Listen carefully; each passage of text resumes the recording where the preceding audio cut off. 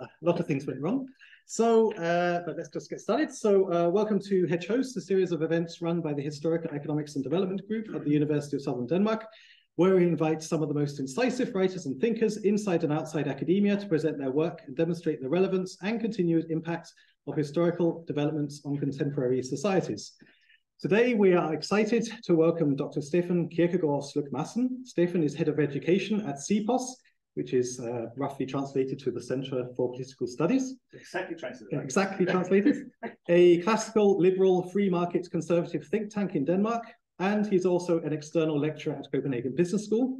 Today, he will present his recent book, or some work based on his book, Danish Capitalism in the 20th Century, a business history of an innovistic mixed economy, where he argues that firm-based innovation drove Danish prosperity and redistributive capacity. I would also like to welcome the students who have joined us today. Thanks for coming along. Sorry for the delay, but there are free sandwiches afterwards, so you have something to look forward to, apart from the talk, of course. One very quick practical note, don't ask questions during the talk. We're recording it for our YouTube channel, so just wait with the questions until afterwards, and you have roughly 45 minutes. Thank you so much. Thank you guys for coming. It's a great honor to be here. I read a lot of research coming out of these halls. It's a great honor to be allowed to present here today.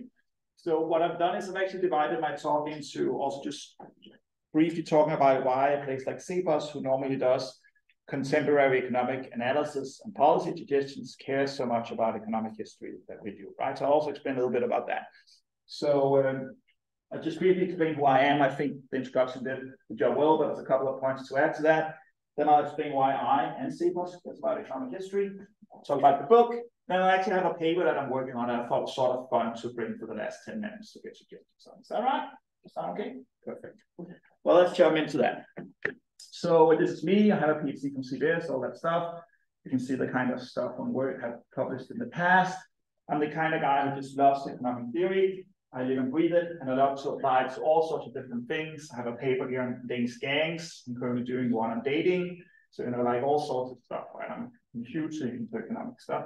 I teach at CBS, and one of the courses I teach is the nature of capitalism for our Master of Business, our Bachelor of International Business class, which is that one that requires 11.4 quick point average to get into, right? So it's quite fun to teach these people. The first thing I asked them is to defend why they didn't go to medical school.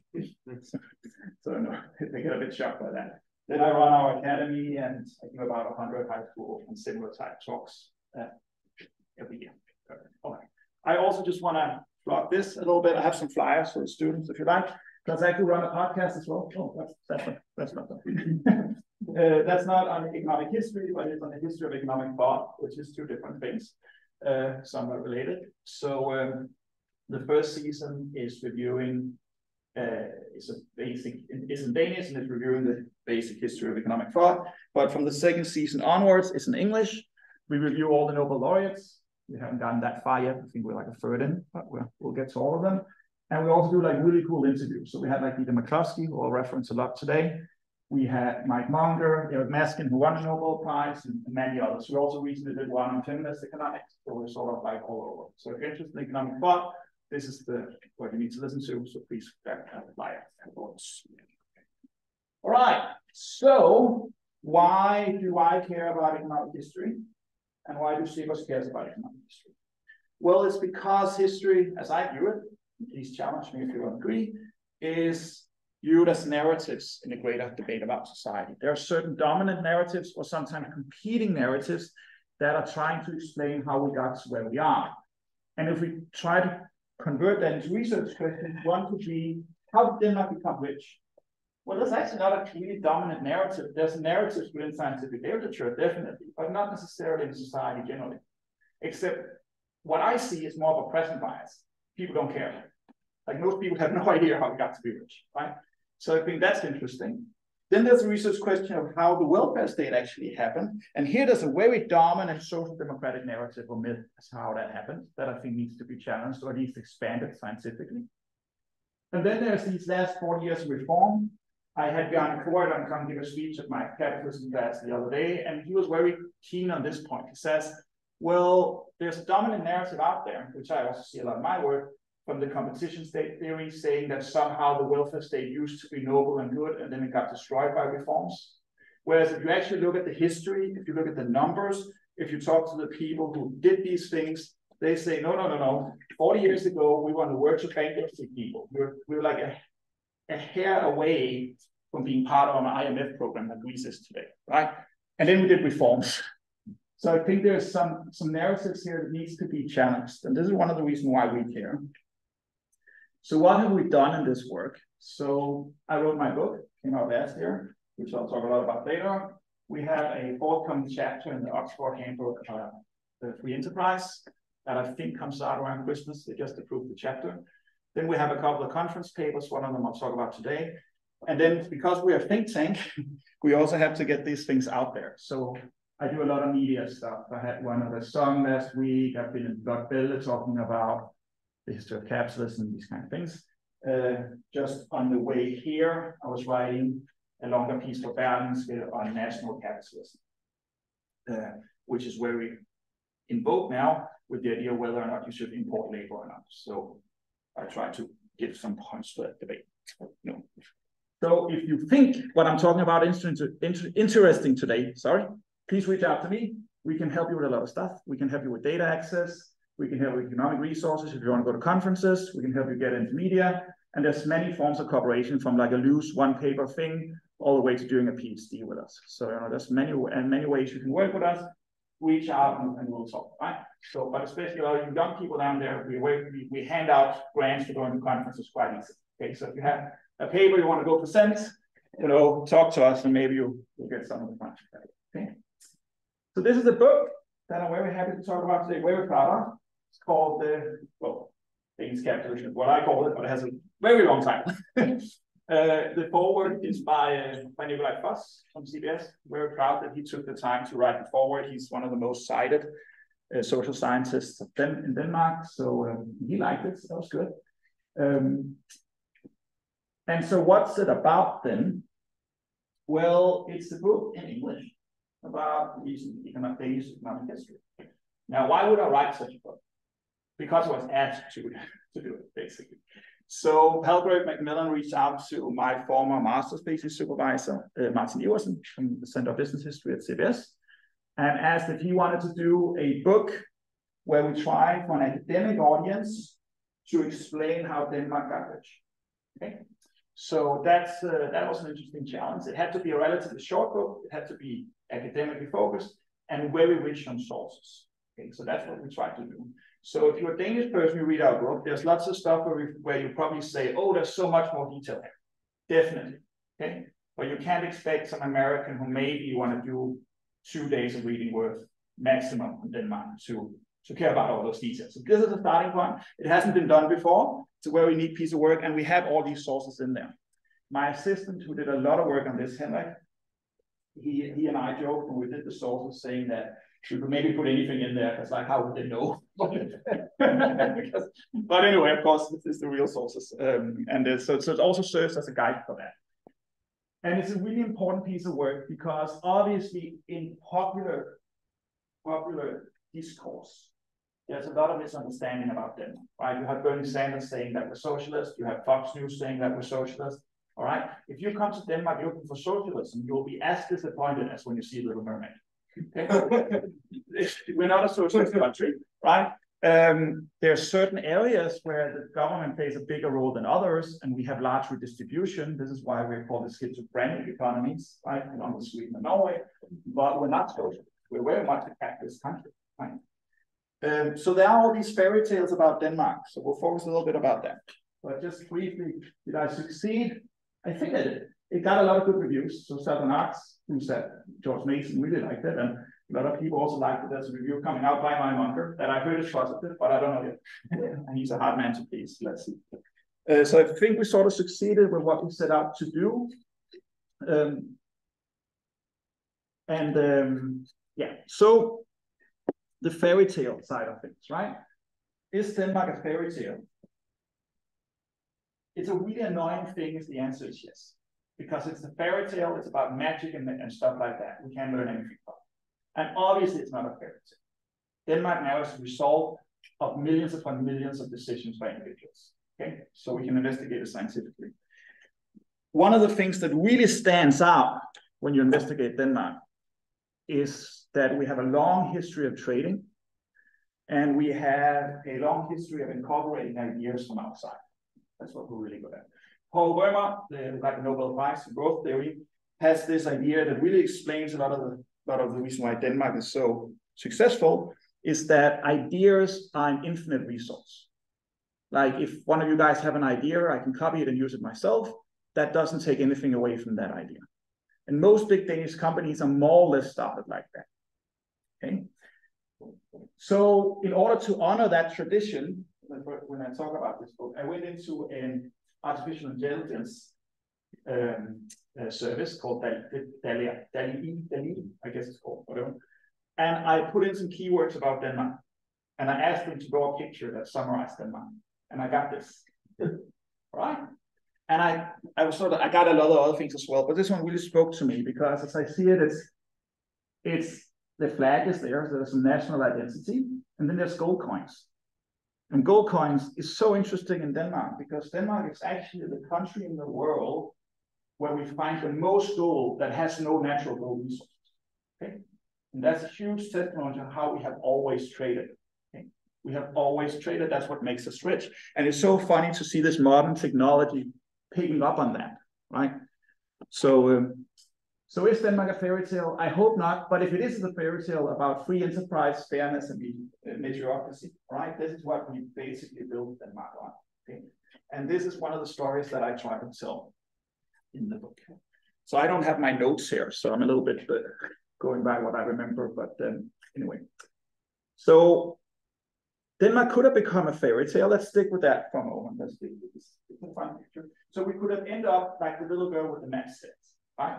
Normally I ask people to tell the story back to me, but I'm not going to do this here because it's we'll keep it simple, right?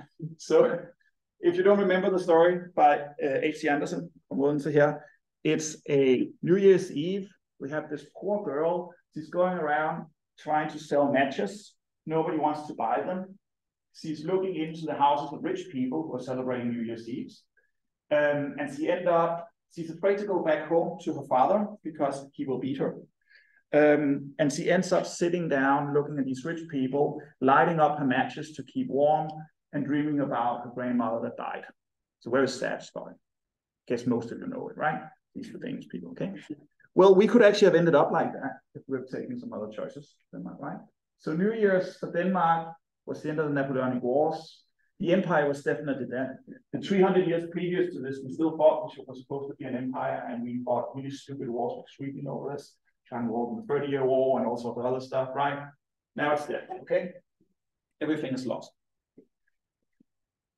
We have basically nothing to offer, right? Our state bankruptcy happens around this time, right? And we're not even in the conversation. Our one piece to be in the conversation were our Navy, and the British took that away.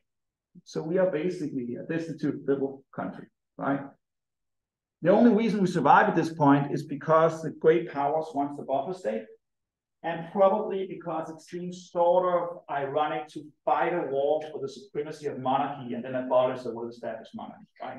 So those are probably the two chips we have, right? So we allowed a chance, right? So how do we use that chance? Well, we could have feared to face the realities, right? The father in the story, and burned up the last resources, self-pity and hopelessness. We could have chosen to do that. We didn't, though.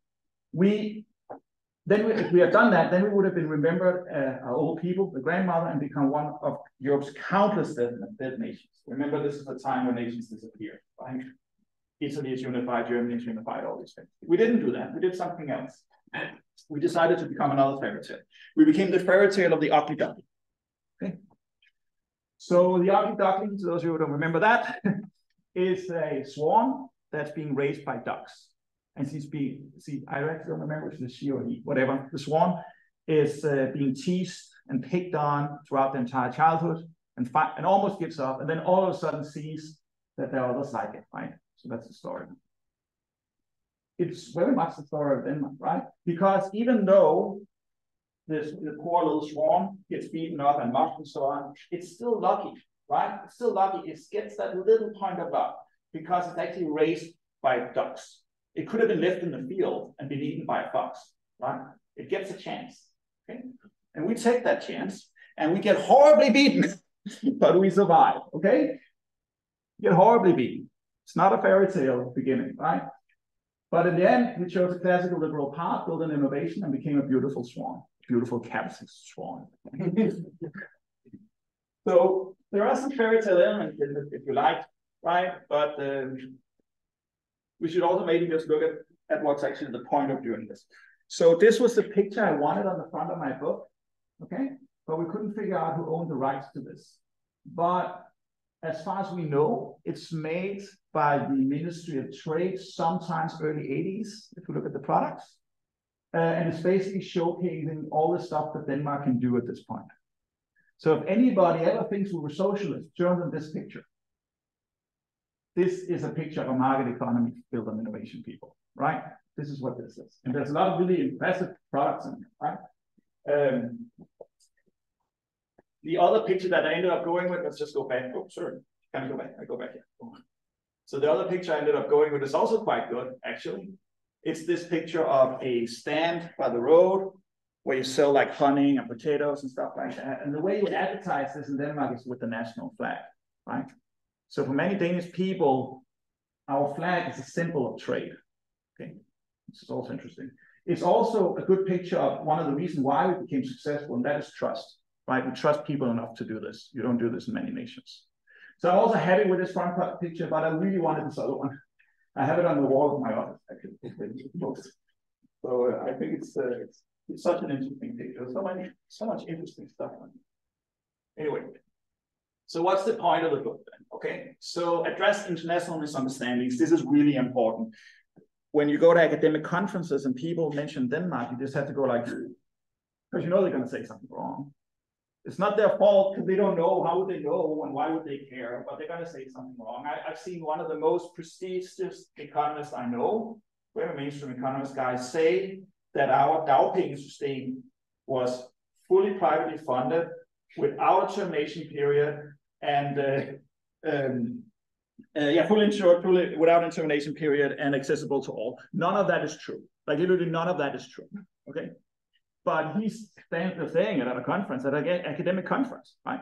So we do need to address some misunderstandings. Okay. And then I think it's important that we start to establish a scientific narrative built on innovism. And I'm going to explain what innovism is in a little bit, if you don't know. So it's a term from Dieter McCloskey. And then also just this is really interesting, like what kind of policy choices made us rich and what can make us poor? And maybe others can learn from us. I'm really excited about that. I know we had some cultural things going with Protestant for many hundred years before this happened. We focused a lot on literacy and we had high trust culture and so on. But aside from that, there's really nothing in the Danish case that an African country couldn't copy if they wanted to. It's about sound institutions, right? You can decide to have sound institutions. And I think that's a good point. That's making it valuable and interesting to study Denmark, right?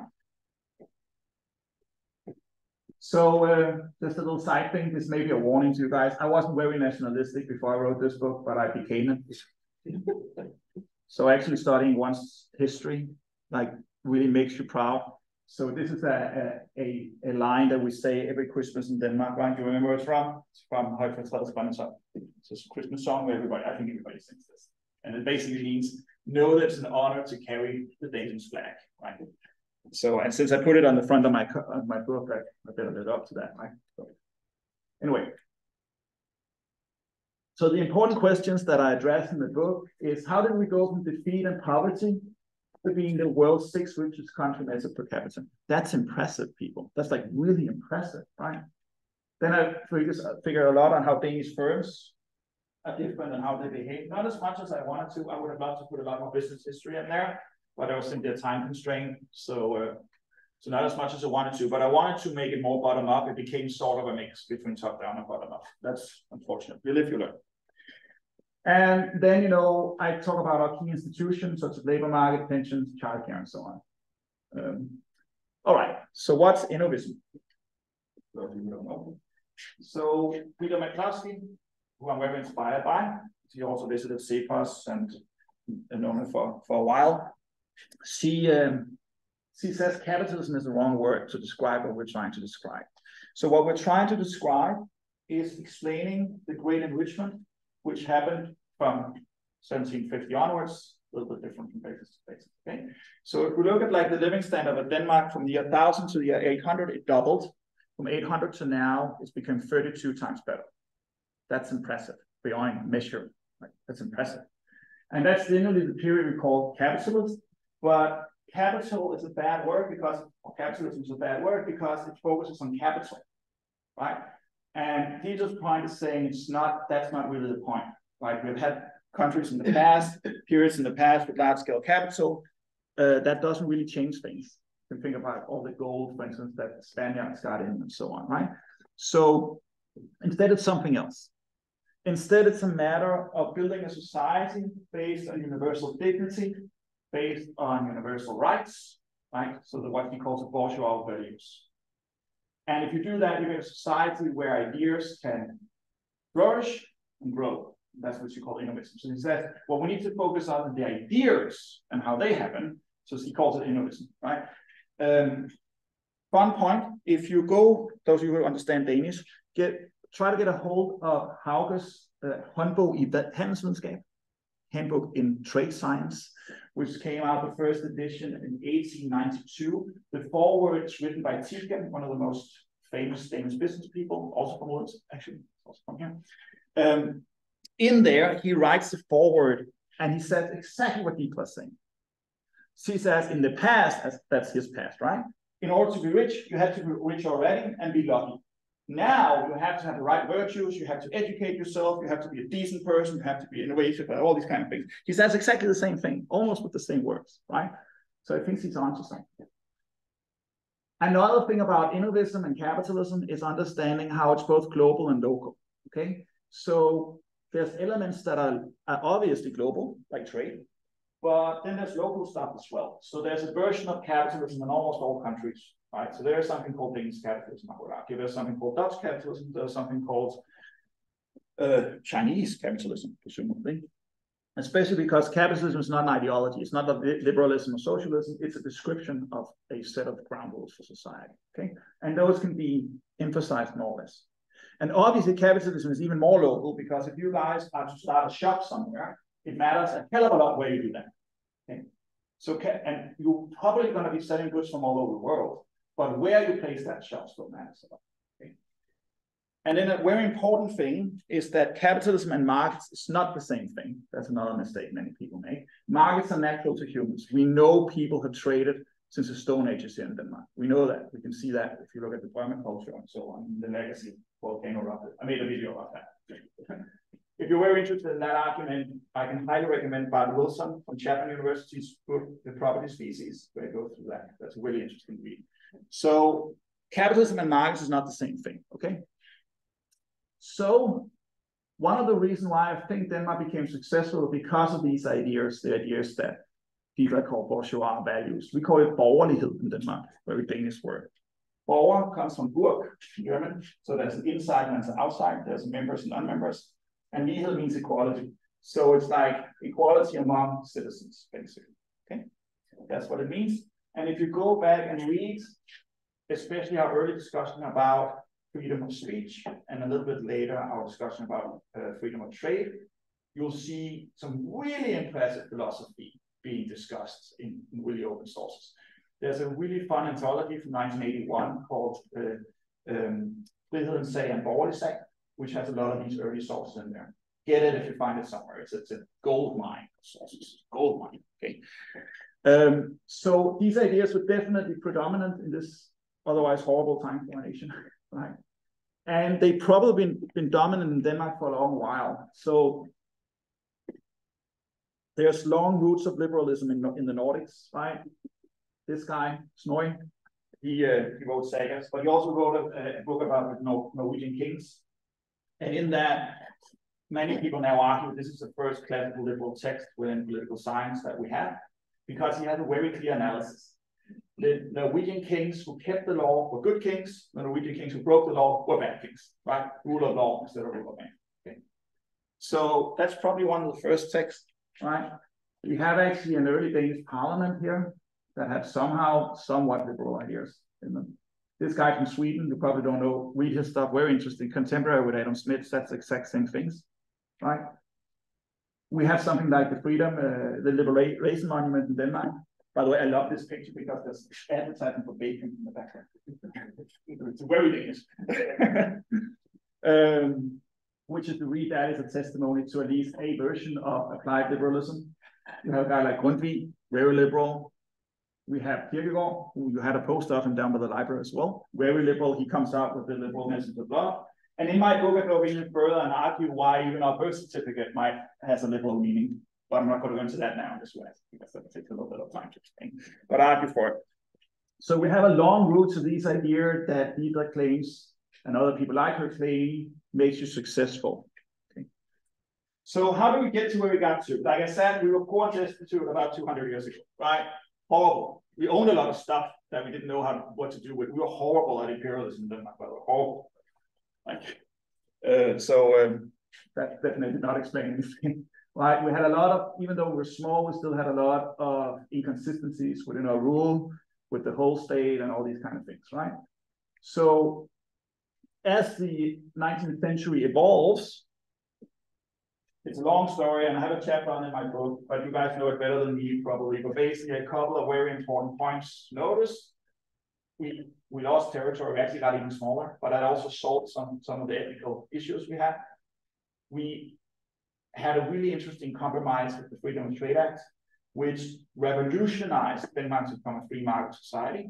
It's hard to appreciate just how different society was before that, but it also made national taxation possible. So you can also argue that it's the birth of the welfare state, if you're like really, I guess at least made it possible, the idea of having a social state, right? We see, especially towards the end of the century, a huge economic growth, but at the same time, large political instability. Basically, towards the end of this chapter, we have a conservative dictatorship with Esther, right? We were lucky that he was a benevolent dictator, right? I mean, at least I haven't found any historical sources that said that he was bad as such. I mean, he did what he believed was right. He didn't make himself rich and so on, but he was a dictator, right? We had like we had the farmers starting arming themselves, violent revolution. We had workers' revolts and so on. Like this was not politically a stable country, right? But economically, it was doing really well. And again, that gives me hope because we now look at developing countries. That situation we see lots of places where the political situation might be rubbish, but if we can get the economy working, it might help them. Anyway, so in my book, I divide the period of the 20th century into some rough periods. Just really briefly go over them, right? So we have a period here of parliamentary settlement. This is Højbro Pass, very close to Parliament, if you can remember. It actually said that here. There you go. So here it ends with a decisive victory for parliamentarism. It's also a period noted by some business scandals that sort of leaves our view of capitalism changed. We can talk about that in the Q&A. Some points I have from Per Øyen, mainly. So these points. Then we have a period that starts with high prosperity in the 20s and ends with depression. So this is Vesterbrogade in Copenhagen. Sorry for the Copenhagen pictures, but that's where I live, right? So no. And I teach at Copenhagen Business School, so it makes more sense to them, the pictures that they know. A fun thing about looking at these pictures is always, how many people on the street. People forget that, but that's because living at home back then was horrible, right? You lived with lots of people in small apartments and so on. So lots of your life was public, right?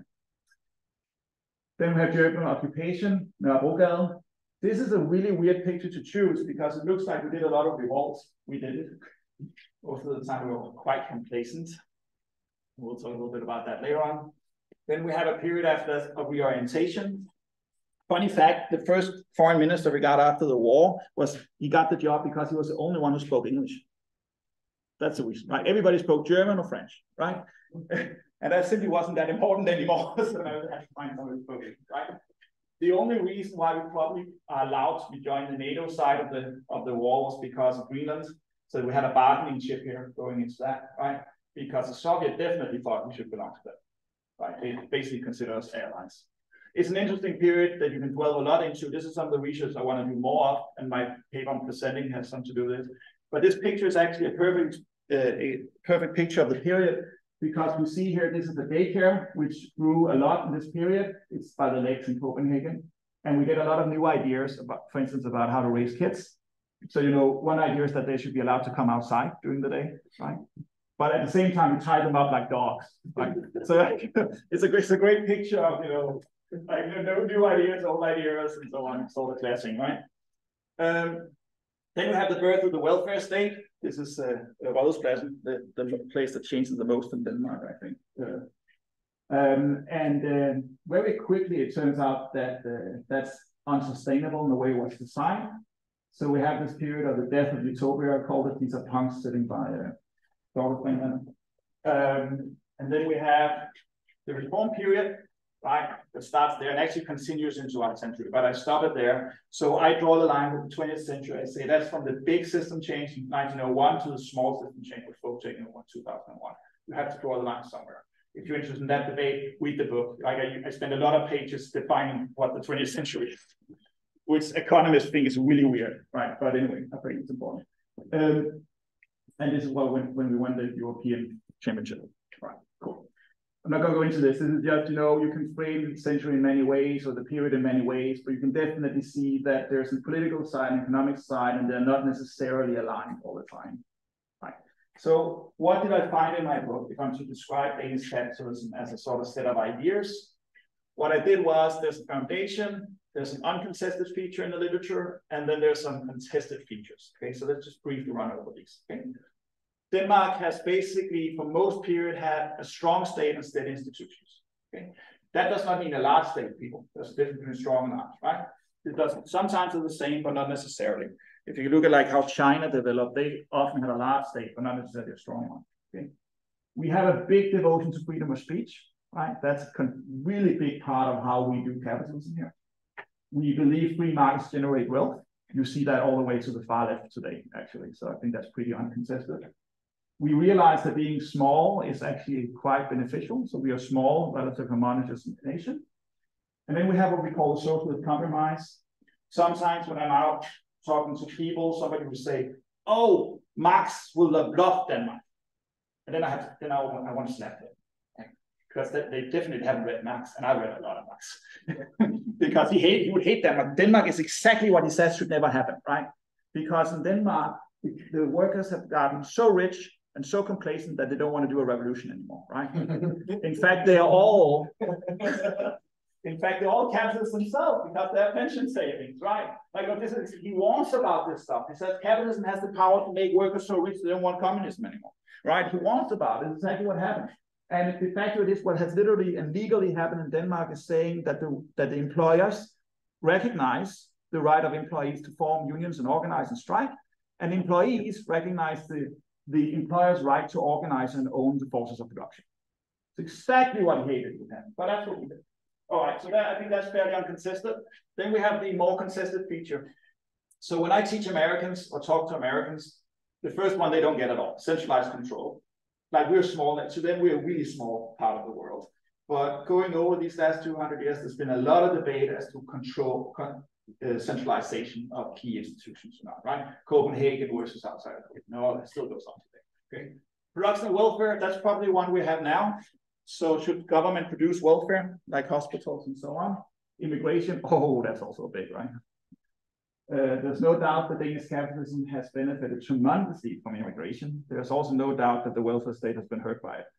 So, you know, right. Direct government investment, also something that's debatable. And then this horrible competition state theory, which I think is really bad. We should talk about that. I think but it's popular, so we have to, of course, mention it.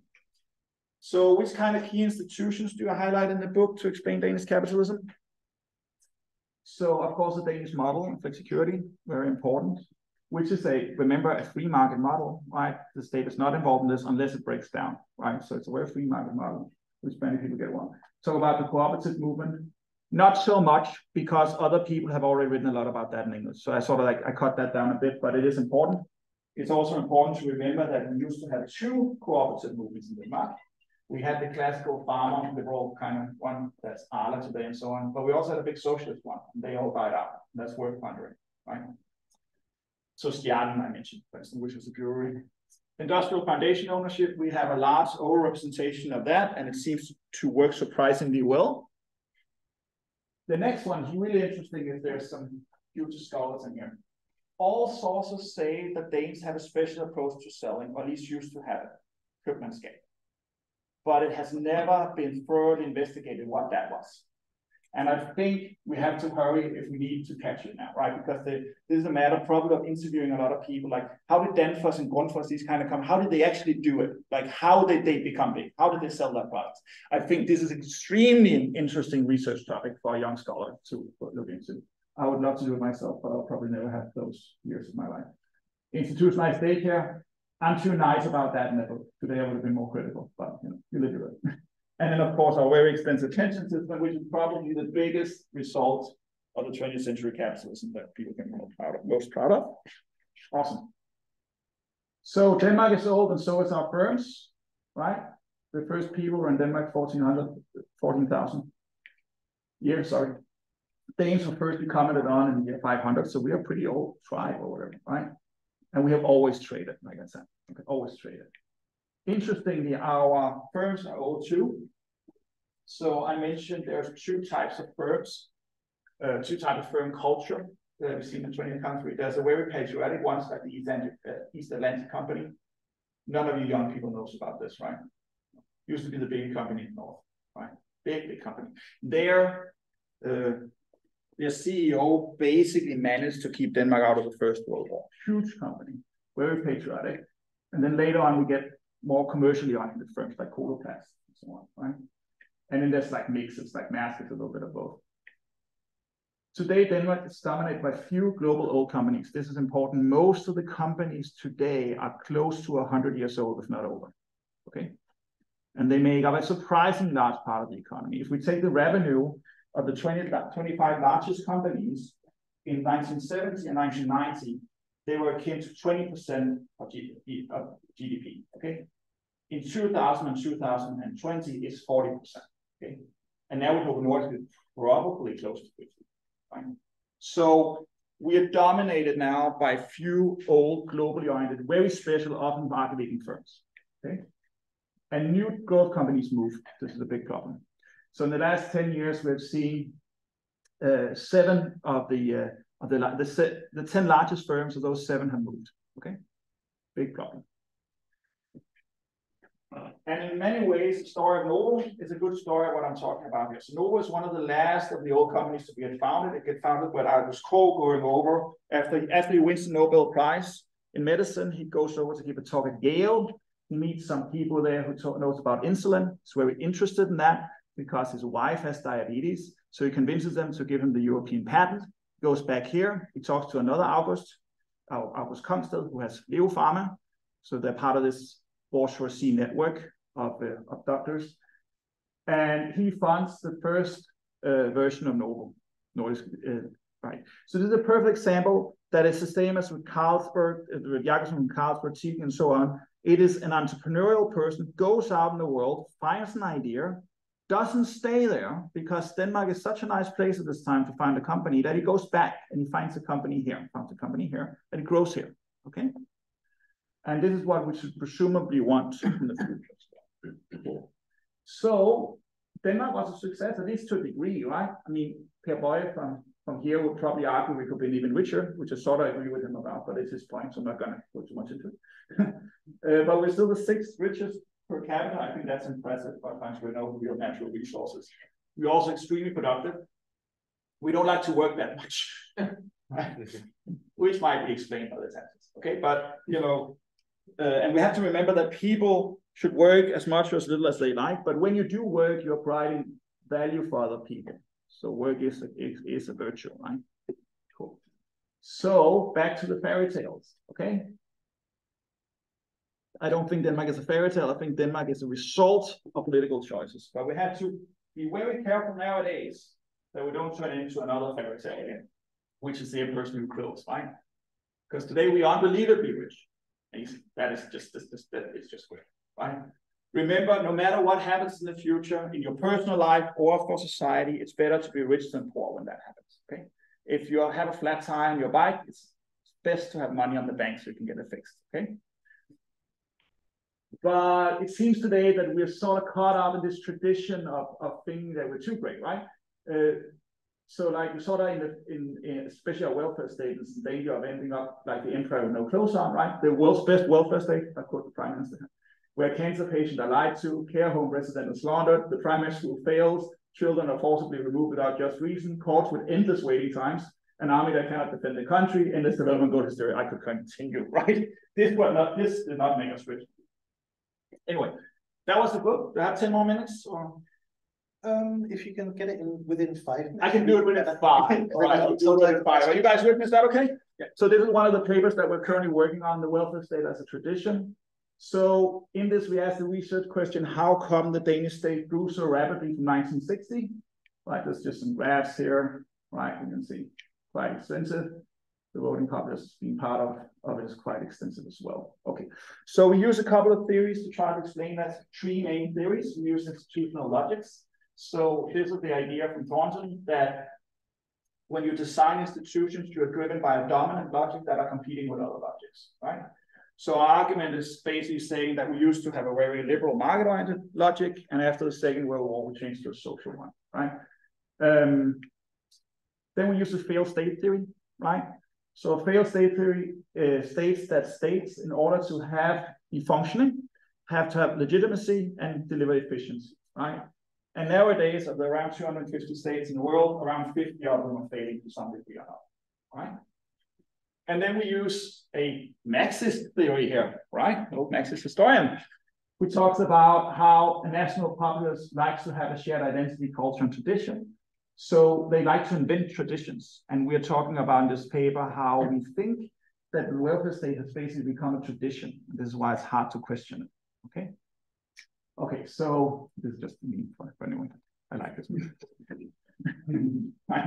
Anyway. All right, so what do we say here very briefly, and then we'll open up for Q&A. We are saying that the starting point is actually a failed state situation. Up until the Second World War, the legitimacy of the Danish state came from keeping out the Germans and delivering market reforms, right? That was what it was supposed to do. That completely breaks down in 1943. The Germans take over, everything just went, right? So we actually argue that the Danish state has failed. Now, the state organization is still around, but the state has failed, okay? Then we say that there's pre-existing high trust level in Danish populace, and they actually would like to have a state, right? They like to have a state, but right now they don't really know what the state's supposed to deliver for them, okay? So the first proposition in the model is that the pre-existing high level of trust both enabled and demanded new state legitimacy, okay? We're not anarchists, we wanted a state, okay? Then we say at this time in history, so now we're around like 40, 46 up until like during the 50s, we have some very strong special interest groups here.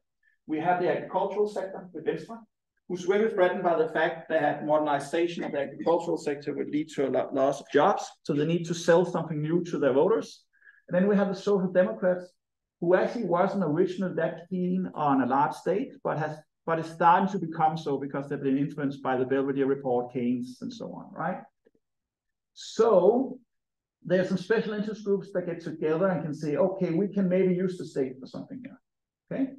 So that's basically. But that doesn't matter if there's no money to redistribute, basically. I mean, you can have high taxes, but if nobody can pay, it doesn't matter. Okay. So then we see a period of large economic growth, right? And then it's happening. Now it's happening. Okay, so we see a large period of economic growth, and that made it possible. Okay, so the result is that the state starts to grow because it sees the chance to grow that was granted by populist trust guided by special interests when the economy allow it.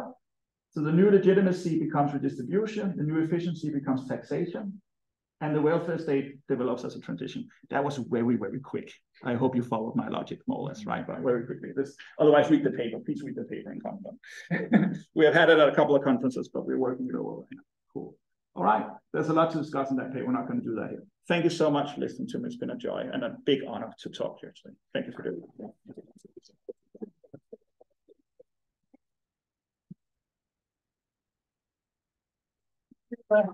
Thank you, Stefan.